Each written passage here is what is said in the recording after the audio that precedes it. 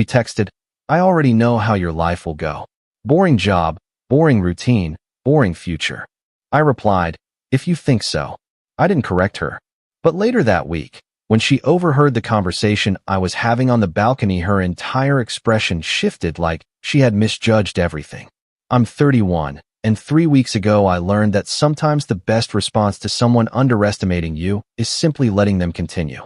My ex-girlfriend and I had been together for 2 years before we broke up about 6 months ago. She worked in consulting, traveled frequently for client meetings, had an expensive wardrobe, and an even more expensive lifestyle. I work in tech, but not in the flashy startup way she always assumed meant success. I'm a software architect for a mid-sized company, keep a low profile, dress casually, drive a 10-year-old car. Nothing about my external presentation screams wealth or ambition. She started pulling away around month 18 of our relationship. Became more critical of my choices. Why didn't I upgrade my apartment? Why didn't I care about networking events?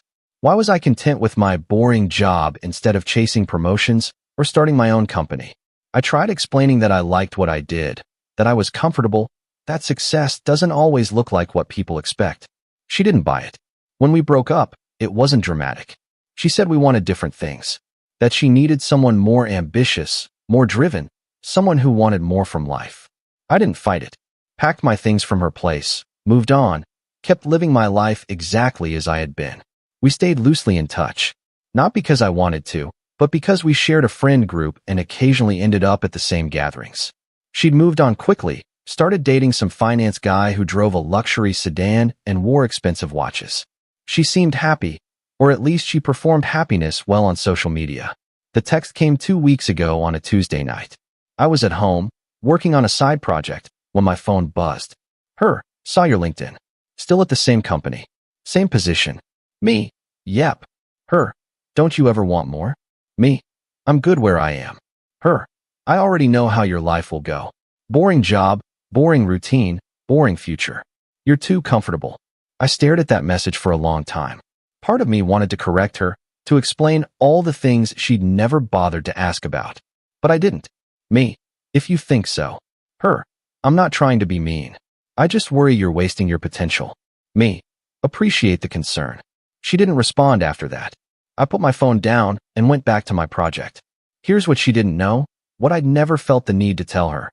I'd been with my company for 8 years. Started as a junior developer, worked my way up quietly, consistently. About 3 years ago, the company went through a restructuring. They offered key employee stock options as part of retention packages. I took the maximum they'd allow. 2 years ago, the company got acquired by a much larger tech firm. My stock options converted. Suddenly, I had a 7-figure payout sitting in various investment accounts. I didn't quit my job because I genuinely enjoyed the work. Stayed on as a software architect, kept my same lifestyle, invested most of the windfall, and continued living comfortably but modestly. I also did consulting on the side. Not the travel to clients kind she was familiar with, but remote contract work for companies that needed specialized expertise. That side work alone brought in more than her annual salary. But I never mentioned it because it was never about proving anything to anyone. She assumed I was stagnant. I let her. Update 1. The following Saturday, I got invited to a mutual friend's birthday party. Small gathering, maybe 20 people, at his apartment with a nice balcony overlooking the city.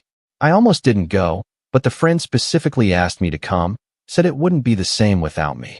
So I went. She was there with her finance boyfriend.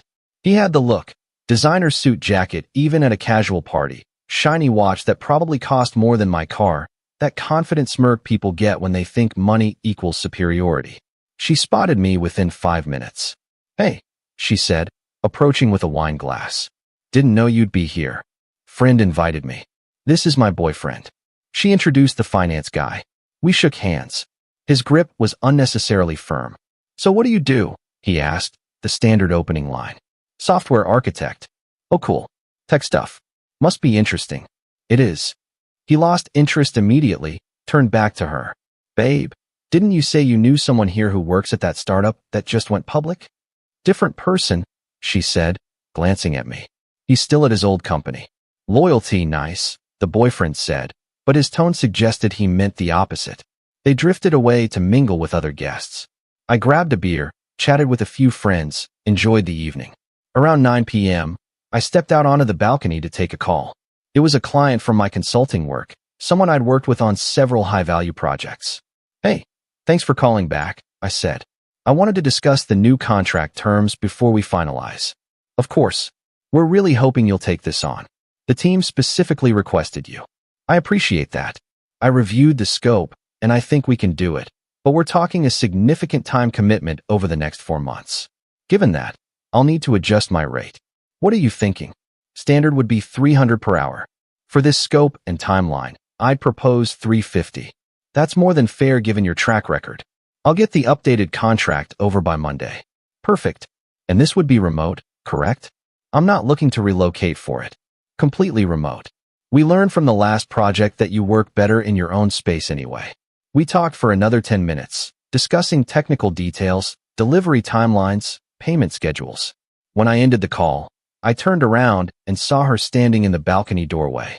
She was frozen, wine glass in hand, staring at me with an expression I'd never seen before, like someone had pulled the ground out from under her. "How long were you standing there?" I asked. $350 an hour, she said quietly. "For the project, yeah. That's over $700,000 for 4 months of work. It's a complex project, and I have a specific skill set they need." She stepped closer, her voice dropping. "You do consulting?" "For the past 5 years, yeah. Why didn't you ever tell me?" "You never asked. You assumed I just worked my boring job at my boring company." "I didn't." "You did. You judged my entire life based on what you could see on the surface. My old car, my simple apartment, my casual clothes. You decided I wasn't ambitious enough, wasn't impressive enough, wasn't worth your time." "I didn't mean it like that." "You meant exactly that. And you know what? That's fine. People judge. But you don't get to be surprised when you find out you were wrong." Her boyfriend appeared in the doorway. "Babe, they're about to do the cake. You coming?" She looked at me, then at him, then back at me. "Yeah, just a minute." He disappeared back inside. She stayed on the balcony. "So you're successful," she said. "More successful than I thought." "Depends on how you define success. I do work I enjoy, make enough money to be comfortable, live life on my own terms. That's success to me. But you let me think. I let you think whatever you wanted to think. I never lied to you. Never pretended to be less than I am. You just never asked the right questions. Why didn't you correct me? When we were together, when I was pushing you to be more ambitious. Because what would that have accomplished? You wanted someone who fit your image of success. Designer clothes, flashy lifestyle, Instagram-worthy achievements. That's not who I am.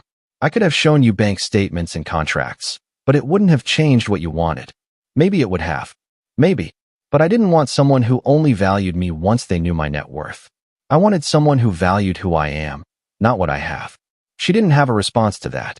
We stood there in silence for a moment, city lights blinking below us. "Your text?" I finally said. "About my boring life, my boring future. You were so certain you knew how things would go. I was wrong. You were. But here's the thing.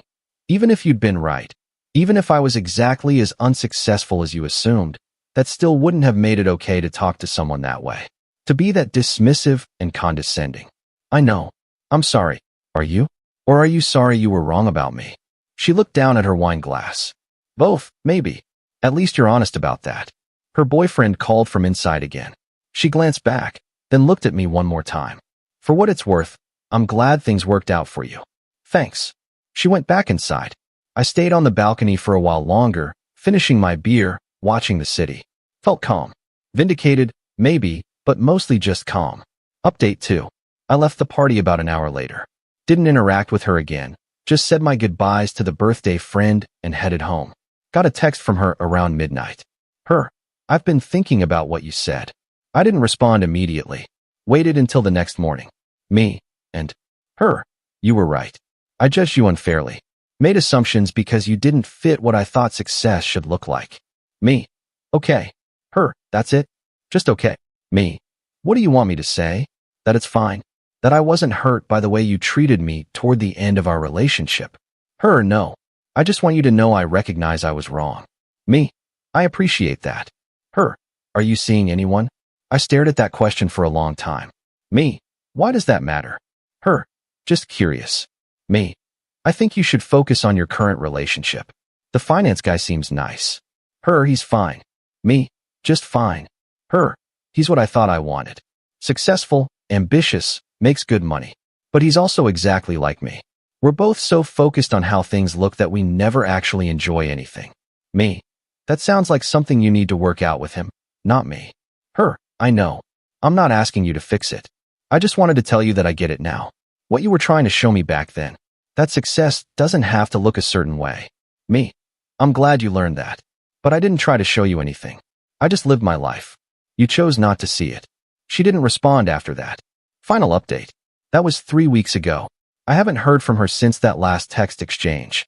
Through mutual friends, I learned she broke up with the finance boyfriend about 2 weeks ago. Someone else said she's been asking about me, trying to figure out if I'm single, dropping hints that she made a mistake. I'm not interested. Not because I'm bitter or holding a grudge, but because I learned something important from that relationship. I don't want to be with someone who only values me once they understand my worth in terms they respect. I don't want to be with someone who needs to see my bank account or my hourly rate before they think I'm worth their time. The right person wouldn't have needed that balcony conversation. They would have seen value in who I am, regardless of how much money I make or how impressive my career looks from the outside. They would have asked questions instead of making assumptions. They would have looked beneath the surface before deciding I wasn't enough. My life is exactly as boring as it was before. I still drive my old car, still live in my simple apartment, still dress casually and work from home most days, still do consulting projects that pay more than most people's annual salaries, still invest most of what I make and live well below my means. The difference is, I no longer feel like I need to explain or justify any of it. To her, or to anyone else. My life works for me. That's enough. She was right about one thing. She didn't know how my life would go. She just completely misjudged whether that was a good thing or a bad thing. Edit. People keep asking why I didn't just tell her about my financial situation when we were dating. Honestly, because if someone needs to know your net worth to respect you, they're not respecting you. They're respecting your money. I wanted to be valued for who I am, not what I have. The fact that she couldn't see past my modest lifestyle told me everything I needed to know about what she actually valued in a partner. Edit 2. For those saying I should give her another chance now that she understands, she doesn't understand. She understands that she was wrong about my specific financial situation. That's not the same as understanding why her behavior was hurtful in the first place. Real understanding would mean she'd apologize for being dismissive and condescending even if I had been exactly as unsuccessful as she assumed. She hasn't done that.